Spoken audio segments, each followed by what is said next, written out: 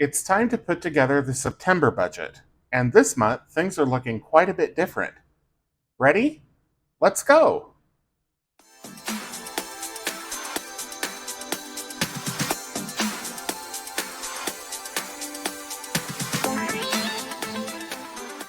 Welcome back to Ready Budget Go. My name is Drew, and here on this channel we talk about household budgeting, saving money, and achieving our financial goals.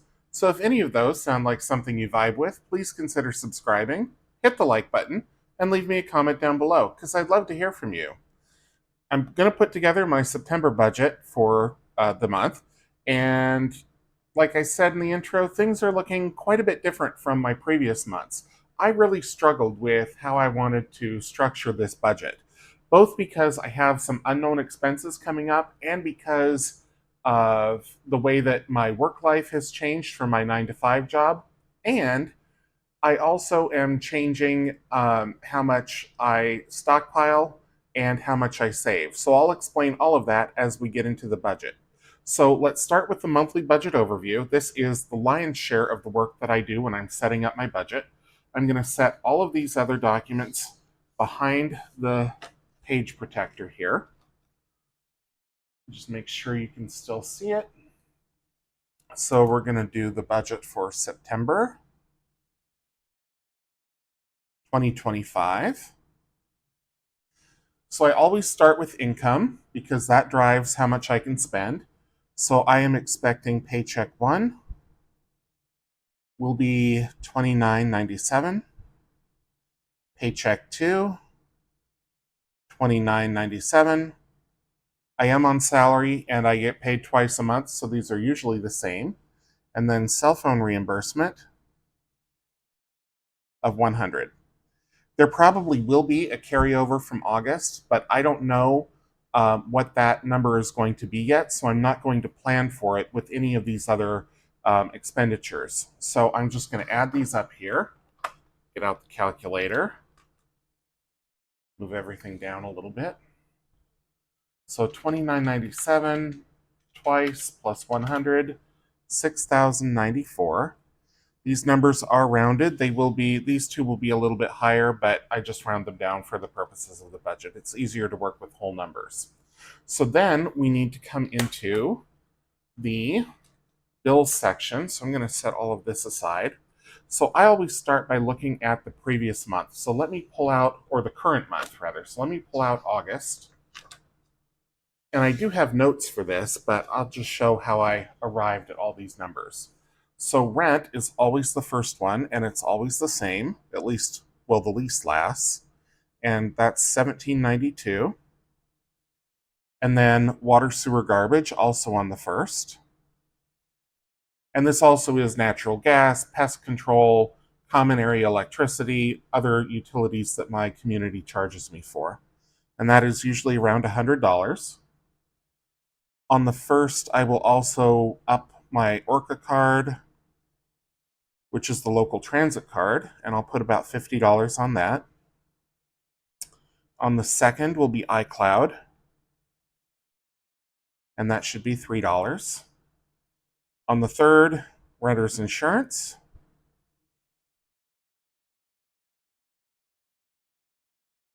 And that is $15.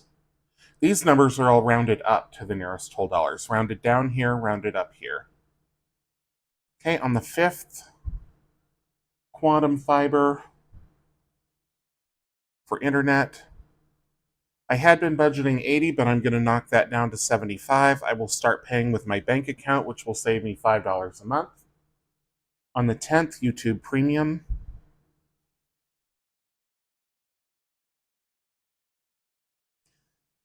And that is going to be $16, just like in previous months. On the 21st, HUD, which is electricity. I'm expecting that will be around 60, which is what it was this last month. I don't have the bill for that yet, so I don't exactly know, but I'm anticipating that's what it will be. Also on the 21st, Affirm. This is my cell phone, the hardware, $43. I financed 0%, and I'm almost done paying it off, and in fact, we'll revisit this later on in the September budget. On the 24th, visible, which is my cell phone monthly plan, $35. And then I will have some medical expenses. So, all of the items below that line for visible, these are all non recurring expenses. So, in August, I had a Microsoft 365 renewal, which I ended up not doing, a doctor bill, which I ended up putting in my HSA account, so I don't count that as coming out of my budget, and then a haircut. But I'm not going to have those three expenses again in September, but I will have other expenses. So on the 5th or thereabouts, I should be paying LabCorp for some labs that I had done. And I'm anticipating that it's going to be around $200. I had kind of an esoteric blood test done, and they said it's pretty expensive, so I have no idea what that means, but we'll see. And then on the 10th, I should get a doctor bill for an appointment I haven't even had yet, and that should be around $500. And then also on the 10th, I should get a bill for an ultrasound. And I don't know what that's going to cost, but I'm going to anticipate that's going to be around $300. Now, the reason why these are high is because I am on a high deductible plan, so I am essentially paying out of pocket for everything. I pay the discounted rate, but there's no co-insurance from my insurance company. Everything goes to the deductible. Okay, and then also around the 10th, I will have my Nebula subscription renewing for $34. Nebula is a online video place for independent content creators. A lot of them also have YouTube channels, but I give them more support through Nebula, so I subscribe to that, and it's dirt cheap. I mean, $34 for the whole year. I'm happy to do it. Okay, so that is it for the bills section. So let's add this up. So we've got 1792, 153, 1575, 1660, 43, 35, 200, 500, 300, and 34. So 3,223.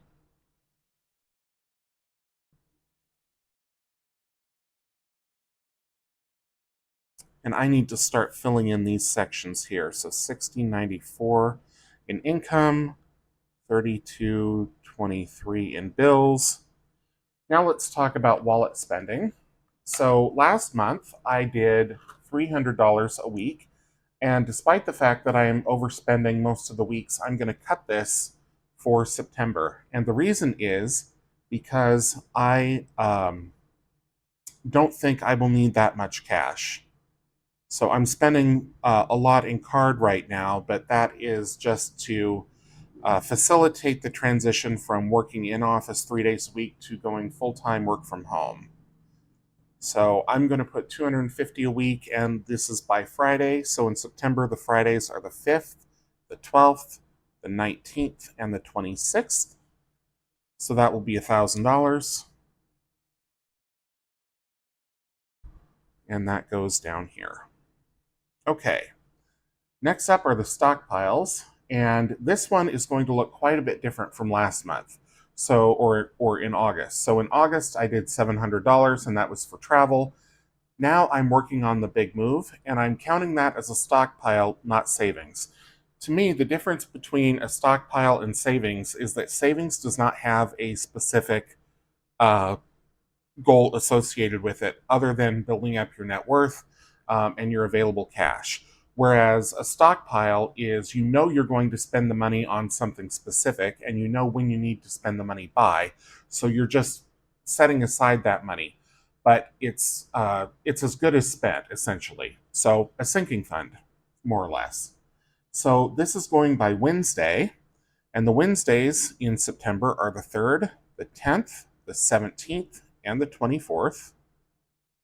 And this will be $300 a week. And it might be a little more, and that's okay.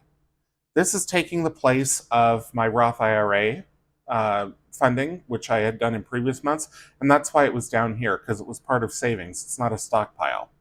So now that's moving over to stockpiles, so stockpiles will be $1,200. Okay, savings and extra debt. Again, last month this was all my Roth IRA, and the big move the last 2 weeks, just because I didn't set it up here. I just kept it the way it was for consistency for that month. But for September on the 15th, my plan is to use $257 to pay off a firm. I'm just going to get rid of that one as a bill. It is the only debt that I have. It's 0%. I financed my phone because it was a fantastic deal, but I'm just going to take care of that bill because I have the money to do it. So that is the plan here, 257. So let's see what kind of a remainder that leaves us. Last month, for August, I had 116 budgeted. This month will be, or September will be significantly higher. So 6094, 32, oops, did that wrong. 6094, 3223 minus 1000 minus 1200 minus and 257 minus. So $414 of a remainder. That is pretty beefy, but I also don't know exactly how much these doctor bills are going to be. I also don't know if my physician is going to order additional tests based on the outcome of those labs. So it could be even more than that. So I'm leaving myself a juicy buffer here. And if I end up not needing that money, I always have a plan for what I'm going to do with it instead. And this time it will go directly into the big move because that's the goal that I'm working on currently. Okay, so that's it for the monthly budget overview.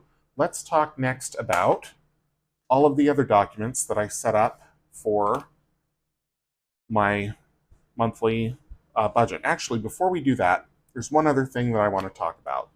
So one other thing that I look at before I call my budget good is I go over to my subscription trackers, right? So I have these here.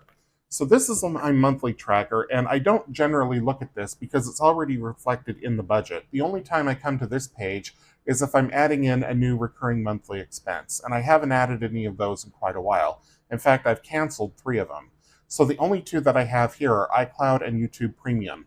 But like I say, those are already captured in the bills. So unless I add something new or I cancel one of these, I'm not coming to this sheet much. So then the yearly subscription tracker. Each month I look and see what's in here. So I did have Nebula, so that is reflected here as a bill. $30 was what it used to be because they weren't charging sales tax, and now they are. And because I live in an incredibly high sales tax state, sales tax is over 3%, and wish it was 3%. It's over 10%, and it's about to go even higher. So $34.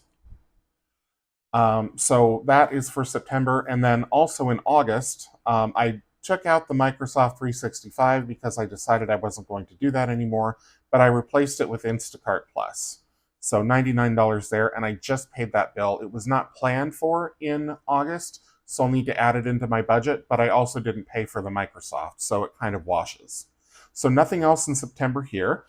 And then the only other one that I have is the non-monthly recurring expense planner. So this is for expenses that occur quarterly or bi-monthly or on any other kind of a schedule. I have 2 of those. I have my prescriptions, which are January, April, July, and October. So I'm not planning those for September, but I will for October. And then in even months, a haircut. So August was an even month. I had a haircut. September's odd. I won't. I will go for a haircut again in October. So no need to worry about any of those for the September budget. And that's also one of the reasons why I have so much left over. Okay, so that's all of that. So let me now set the binder aside, and I'll talk about all of the other, oops, I apologize for that. I will talk about all of the other documents that I set up for my monthly budget tracking. So we're done with this. So let me just set this to the side, and we'll talk about the cash allocation next. So the cash allocation is where I decide where all of my wallet spending and stockpiles are going. Actually, I'm going to turn this back over. I think this will make more sense this way. So each week I give myself $250. 200 of that is for credit card spending. This is typically grocery store, Target, household. Sometimes it's transportation, like if I need to take a Lyft or an Uber somewhere, anything like that. And then $50 in cash. And I do not track my cash spending. It is essentially my mad money. So that is what I give myself each week. It is by Friday. My budget weeks run Friday through Thursday. So for each Friday, I'm giving myself $200 to spend on credit cards and $50 to spend in cash. And that is what is reflected here. And then stockpiles, this, like I said, is anything that is a named account, like it is money that has a specific purpose. And as soon as there is enough in there, it's going to get spent, or when the time comes, it will get spent. So the goal that I'm working on currently is the big move, where I'm planning on moving to another state, putting $300 a week toward those goals. So that is what is reflected here. And the reason I do this is so that if I were, for example, let's just say the week of the 3rd, I was stuffing $500 in here, but it was going to 6 different goals. I don't have enough room in this spreadsheet to list out each of those. So I'm just giving the total number here, and then I would list out all the different accounts that those are going to on this sheet. Likewise, for the wallet, 250 is what is in there, and then I just specify that it's 200 in card, $50 in cash. So that's the cash allocation. This is primarily a start of the month exercise. I don't tend to revisit this to make any changes throughout the month or add anything, but it is a good reminder if I get to the middle of the month and I think, okay, what was that $300 for? I know where it's supposed to go. Okay, so that's cash allocation. So set that over here. And then the monthly cash flow tracker. This is basically just a check register. So I will record all of the deposits and withdrawals from my checking account in here just to keep on track, make sure that there's nothing unexpected going on in my checking account.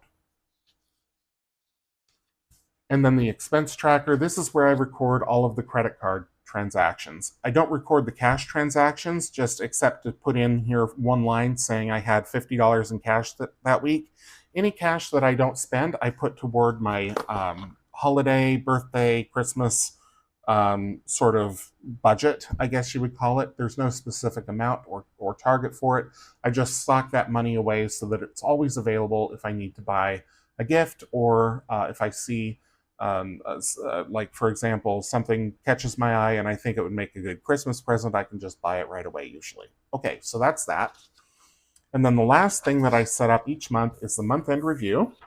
And I will just fill in all of the numbers here from down here so that when the end of September comes, I can look back on how close I was to my plan and what went well, what needs improvement, and anything to remember for this time next year. So let's do that real quick. So income should be $6,094. Bills, $3,223. Wallet spending, $1,000. Stockpiles, $1,200. So total savings, we're not putting anything in savings this month. Extra debt, $257. And total remainder, $414. Okay, so that's the plan. And as the month goes along, I will fill in all of these final numbers here. And then at the end of the month, we'll see how close we got. So that is my September budget. Thank you so much for watching all the way through to the end. If you enjoyed the video, please leave it a thumbs up. Leave me a comment down below so that I know you were here. Subscribe if you haven't already. And until I see you in the next one, which should be Monday for game night, take care.